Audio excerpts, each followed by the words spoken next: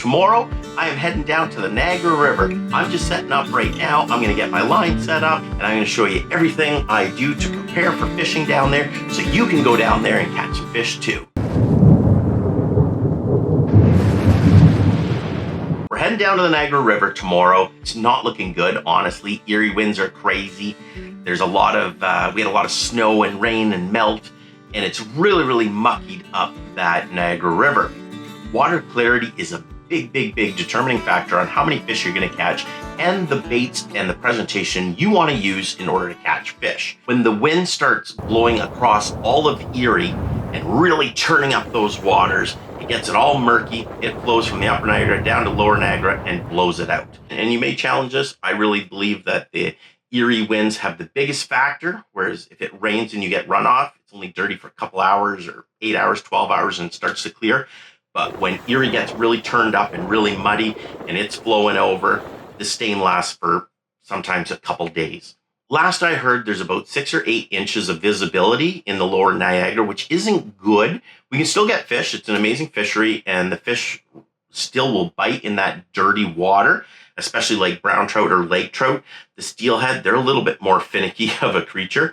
But what we want to use in that kind of stained water is real bright colors. So this is where I go to my go-to bead fishing. And I'll try different colors of beads and really bright colors like fluorescent orange, like chartreuse, really bright chartreuse, like a neon green, and real contrast colors to stand out in that dark water. And I will also, depending on how dirty or murky that water is, upsize my beads. Just the same as when it's real clear, I'll downsize my beads and go a more natural color. So I'm prepping for tomorrow. I'm hearing it's blown out. It's real dirty. So I'm packing a lot of like 8 mil, 10 mil chartreuse green beads and some bright orange beads around 8, 10 mil. I don't have any 12 mil. If I had 12 mil, I'd bring some of those as well. But what I may do is, just to get that size, is do like a big chartreuse bag or a big orange spawn sack in order to get that bigger size to stand out for those fish.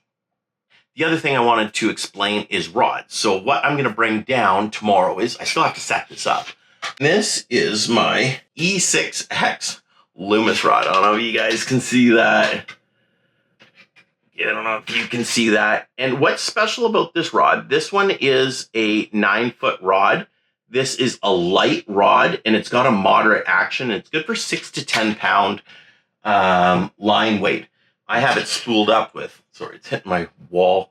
I have it spooled up with 10-pound J-braid. I'm not sure if you can see that here or not, but this is 10-pound J-braid. I run this for a main line, and then I usually go as high as 10-pound on my fluorocarbon, and I'll go down to about as low as 6-pound. 6 is about the lowest I go. Tomorrow, like a good run-of-the-mill, you just want one line to kind of cover you with dirty or clear water, go with 8-pound. 8-pound fluorocarbon. And I would suggest using something like a Tatsu, an FC Sniper, a Seagar. Use a premium fluorocarbon because you've got rocks down there. These fish fight really strong. They're going to buckle your rod over, especially a lake trout or even a big steelhead. They're going to use that current against you to really fight, really pull on your rod. And you want a good fluorocarbon because when they hit you or they run and it really stretches that line, a junk fluorocarbon is just going to snap on you. So I really highly recommend using one of the name brand and a premium fluorocarbon. Don't cheap out, guys. The reason I use the light rod or a medium light rod in this length is in order to have that bend on the tip. The reason we want to use a rod with a moderate action that buckles over like this is it's going to help keep those fish pinned, especially with using tiny little hooks, like size 8, 10, 12 hook, as well as when you're drifting, especially bottom fishing and using a 3-way, which is what I'll probably be fishing primarily tomorrow, you want to feel that bottom contact. You want to feel the tick, tick, tick, tick, tick, tick, tick, tick, real sensitive tip. And when it gets hung up on the rocks, rather than just setting the hook and snagging up into a rock, you want to just kind of bend your rod and lean into it a bit, and it'll pull the weight off of those rocks. Same as when you get a fish on. I'm not really just slamming them. I'll feel it. I'll feel the rod load up. I just kind of lift and bend into them. And a lot of times the fish won't feel the tense tip of a rod. If your rod's too short and too stiff, especially like a steelhead, they'll grab that bead, they feel a little pressure, they're going to drop it. It's not like a roe bag where they crush it, they got scent. They touch that bead, they feel any pressure, they're going to try to spit that bead. So that real light rod allows you to kind of load up on it like this, bend, the fish doesn't feel the line or anything, they can pull a bit, and by that time they're swimming in a different direction, you can lift up, set the hook. So I went and grabbed some line. I'll be using this line tomorrow, but I got some Seagar here. This is 6 pound. I'll be running this tomorrow. The stain I could probably get away with 8, but you know, with these 9-foot moderate rods, you can get away with running this lighter line. Like if I grab this and I pull that, let's see how much it takes to break it. I know it's 6 pound. It might have a 7 or 8 pound breaking tensile strength. So if I wrap it on my hand, let's see. Like I'm pulling that pretty good. Like that's pretty hard to break, like honestly. So if your knots are good and you got a bend in the rod, your rod can be completely buckled. Like that's pretty hard to break if done properly. I will set up about 6 or 8 of these rigs. Normally, if I hit the river, I'll put them on like a pool noodle or some kind of roll to save them. And that way they're just easy to quick and change. I'm probably not going to set them up today because I don't know what they're biting on tomorrow. And I'm not sure about this stain, so I'm probably not going to tie up a bunch. But if I know the watercolor and I've already got a rough idea of what they're biting on, I'll set up like 6 rigs. So that way it's easy for me to just go. So what I normally do, good rule of thumb for this, is roughly 6 feet. So I'll pull it out like 6 feet, like that. There's my line. And sometimes for good measure, I'll go like another foot or so. I try not to go like 10 feet or anything. It gets crazy. It gets really hard to net fish, especially with a moderate rod if you're pulling your tip way up. If you go too long on this lead, you're going to have difficulties. So, 6 feet's a good rule of thumb. Let's bite that off. Now I have that. You guys can have whatever you got set up. I have stuff. I set up my boxes like this one says Steelhead. So this is like a river box. It's got floats and stuff. Not using that. I'll set up boxes like this that actually says like Niagara River. Got like 1 ounce weights in here. Chartreuse beads, my 3-ways, stuff like that. This is just like, I'll call it beads. And I got a whack of colors in here. You guys can set this up. You don't need as many as I've got in here. But this gives me a couple colors, like starting with naturals, greens, glows, bright oranges, bright greens, and it goes from like small to large. So tomorrow, because of the dirty water, I'll be focusing on the large chartreuse and probably the large orange. And sometimes I'll use one of each. One thing I find in the river that works really good is switching up your colors. Have 2 different colors. Even though they're biting on a chartreuse, I still like running an orange because sometimes that orange acts like an attractor. So you put your orange up above, then your chartreuse at the bottom, and they'll bite that bottom chartreuse. I've seen it where you go to a double chartreuse, and all of a sudden you're getting less bites. And you think you're going to get hook up more because you're using double the bait that they're biting. But a lot of times that orange attractor that brought them over to look isn't there. And then they don't bite the chartreuse. So something to play around with colors, play around with sizes. That's the part of the fun of the Niagara River and trying to dial these fish in. So let's do a real quick rundown on how to tie your beads, how to tie your hooks. And they're going to be done by a snell knot. I just grabbed some big game 25 pound because it's going to show up a lot better on this screen than that 6 pound Seagar. You won't even see it. So I usually do a snell knot. And what you do is you've already got your 6-foot piece. Pretend this is 6 feet. Grab one end of it. Hold your hook like this with the point sticking up. Come down through the eye. So it's like the front of the hook. This line's pretty thick for this hook. But come down through it. Pull out a bit of extra. Bend your line backwards. And then pinch it. So I'm pinching all this. I got a loop like that. I'm pinching it and the tag end sticking up here. Then what I do is I take this line and I wrap it over and I just go like 1, 2, 3, 4. Bring my fingers up a bit. 5, 6, I don't know, 7, 8, whatever you feel comfortable with. And now this extra tag end here that comes way up, this is going to be 6 feet long. What I want you to do is come back up through the eye the way you came. This line's pretty thick, but I got it through. Pull that up. Pull this out like this. And what's going to happen is you're going to pull this up, and this is going to pull all of this line like this. And you see this loop at the bottom? It's going to tighten that up as well. So as I pull and pull this tag, as you can see there, as I pull this, that's going to knot up, and this is going to knot up. There. So there is my bottom hook, okay? Just like that. Got some scissors. I recommend nail clippers because you can clip closer to the bead, and I'm OCD about all that stuff. So once you have that, grab your line, your hook, give it a pull, make sure that's nice and tight, and then all you're going to do is trim off this little tag end here, like that. So you'd have your hook like this. It's tied on, snelled on. Now what I would do is I'd run up the line, I'd grab my bead, throw my bead on, hook this line through, and you don't even have to peg the bead right now. Like, all you're doing is doing your hooks.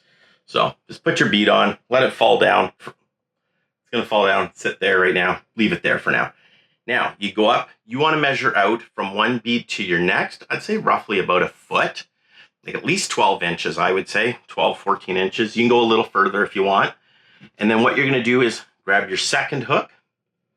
Now the difference with this second hook, when you're snelling this one, is I go from the back on this one. So I go from the back, I pull it all the way up. I get my hook to where I want on the line, like this. And the reason you want to go through the back is because you want this hook to sit like this, okay? All you're going to do is take this, and this is what we call a no knot hook. So all I did was go through it here. All I'm going to do is start wrapping all of this. Go 2, 3, 4, 5, 6, 7, 8, right? I got all that. Now I come down and I go backwards through the hook again. That's it. Okay, got it through. I pull that up, and watch what's going to happen. It's going to pull this. It's going to pull all that line. It's going to pull up to that eye. There. And you see how that hook sits on the line? This is going to sit like that. That's what you want. You want see your hook right in line with your line. So I pull that tight. I pull this hook down. I pull this up. And then what I do is I've got my one hook and bead, come down, my next hook. This is where I'll do usually a different color. I really like an orange, a really bright orange. So I'll just drop this down, let that sit on there. And there's this rig basically. Now this part here, I would tie to my 3-way swivel. So my braid ties to the top. From the bottom, I'm gonna run probably 12 inches. You can run 6 inches, you can run 12 inches, you can run 14 inches, but you want about, I would say, about another foot length to your 1 ounce lead weight. You can get these at any of the bait stores down around Hamilton, Cabela's, wherever. 1 ounce lead weight. That's going to help you. That's good. Sometimes I'll even buy 1.5 ounces and have tin snips, and I cut off the bottom tips of the weights. So that way, once you clip them off, I can match current speeds if I'm casting from shore. In a boat, it's not as necessary because you can control boat speed, and you're probably going to get away with 1 ounce weight or even a 3/4. And instead of buying 1 ounces and buying 3/4 and stuff, grab yourself a bunch of 1 ounces and just the tin snips and just shave off some. So you can make this a 1/2 ounce if you want. Cut it in half. You want 3/4 ounce? Cut off 1/4. So it makes it very versatile for a weight, going a little heavier and then trimming it according to what you need. And then don't throw the lead in the water, guys. Save it up. Save up all that lead. I'm sure you have a buddy that's probably making baits, or maybe you want to get into melting lead and doing all that fun stuff in the future. What I do recommend for pegging your beads, there's 2 ways. You can go either banding them with a rubber band, which I'm not going to get into today. I'll do a whole separate video on that. But that's really good. And it's actually my probably preferred way of doing my beads. But just for making things simple for you guys, starting off, you just want to get out on Niagara River. I'm just going to show you pegging it. And I like to use a red peg. If I'm running clear beads, and I'm going ultra finesse, fine, I might run a clear peg. But in dirty water or even a little bit of stained water, I like running a red peg. And the reason is if I run a chartreuse bead or a peach bead, it kind of gives it the impression of a blood dot. And I think it looks a little bit contrasty, which is kind of nice. So there's your chartreuse. Here's your hook. Now, for the peg, I always peg from the bottom. And the reason I peg from the bottom is because when the fish bites, it's going to pull this peg down the line towards the hook. When it bites it or you set, you're going to pull. A lot of times your peg, your bead is going to slide towards the hook. If your peg is on the top, as it slides down, it can loosen and your peg can get really loose. And once you clip it off, you can't really adjust it. So I always, always, always suggest when you put your peg in, put it from the bottom, grab this end, snug it up, tighten it right up like that. And then from here, I'd trim off this edge and I'd trim off this edge. Like I've got scissors here, I'll just trim it off. Normally, with like OCD, I would highly recommend using nail clippers, because as you can see those little things sticking out with nail clippers, you can trim that right down and it just looks cleaner. I don't know, little stuff like that. It's not going to really matter unless you're in real clean water. But yeah, so there's my bottom one. This would be on 6 pound test, my 6 foot line. I'm going to pull this up to the right length that I want. Next one, I'd come up to my attractor bead. I would pull it up, peg it. If I wanted to add another hook to this, it would be so simple. Again, the hook, I'm going to go through the back side of it. As soon as I come up, I just go 1, 2, 3, 4, 5, 6, 7, 8, back through the loop, pull tight, done. I can tie a hook that fast. I'll use a piece of my 6 pound cigar. So this is like kind of real deal. Just imagine this being 6 feet long. Okay. So this is me tying this hook on. Let's say I'm in the boat. I just snapped off. I want to add a hook where I'm tying my line. I come through the back. I slide it all the way up to where I want this hook on my line. Okay. I like this spot right here. I'm just going to pinch that, take this line, and I'm going to start wrapping around the hook like this. So I'm just going to go 1, 2, 3, 4, 5, 6, 7, 8. Once I'm done, I take this line right here, go back through the back eye of the needle, and I just go like this and pull that tight. That's how fast I snelled that hook. That takes like 5 seconds. Through the back, 1, 2, 3, 4, 5, 6, 7, 8. Back through the back, pull tight. Done. I could have another hook on. Just remember to put your beads in between, and then you can band them after. So that's a good set. I am going to set this rod up with that. I'm going to be doing a tandem bead. That's with 2. That's just kind of the lingo. Some guys run 3. I don't know if anyone's running 4, but people are usually running 1, 2, or 3 beads. If you're running 3 beads, I will say this. Your last bead or your highest bead, make that the heaviest or largest bead. You don't want to have your heaviest bead on the bottom and a small bead up top, because what's going to happen is the drag in the water. Let's say this hook up here is a small bead and this is a big bead. Dragging in the water, this big bead's going to hold your lines tight and back because it's heavier and more drag, and it's going to affect the action of all your beads up. So you always start at the top with your biggest bead or largest bead, and then work your way down, taper into smaller ones. And then your last one, usually that one's going to blow around like this in the water, gives a lot more natural reaction. And you should be getting most of your bites on your last bead. Doesn't always happen, but should be if everything's done properly. So if you wanted to taper like a 3 bead setup, a 10, an 8, and a 6, you could do that. Or you can mix it up, put a bead and a bag. That works too. Whatever works for you guys, do it. These are just suggestions.